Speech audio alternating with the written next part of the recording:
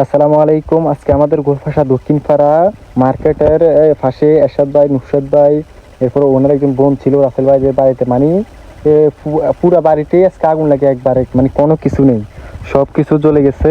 ওনাদের পুরা বাড়ি জ্বলে একবারে তছনছ হয়ে গেছে। তো ফায়ার সার্ভিসকে খবর দেওয়া হয়, ওনারা আসেন, ওনারা যথেষ্ট পরিমাণ চেষ্টা করেছে। ওনারা যতটুকু ওনাদের পরিমাণ মোতাবেক চেষ্টা করেছে। আগুন মানে এটা তো খানিকের মধ্যে বেড়ে গেছে, তো ওনারা আসতে তো একটু সময় লেগেছে, তো ওনারা চেষ্টা করেছে, অনেক চেষ্টা করেছে। ভিডিওতে অবশ্যই দেখতে পাচ্ছেন ওনাদের সবকিছু একবারে, মানে কোনো কিছু একবার টিন হইতে সবকিছু পুড়ে গেছে। এই যে দেখতেছেন সবকিছু একবার পুড়ে গেছে, কোনো কিছু আর নেই। ওনারা যে আজকে রাতে খাবেন ওই খাবারটুকু পর্যন্ত নেই, শুধু একটা পোশাক ছাড়া ওনাদের আর কিছুই নেই।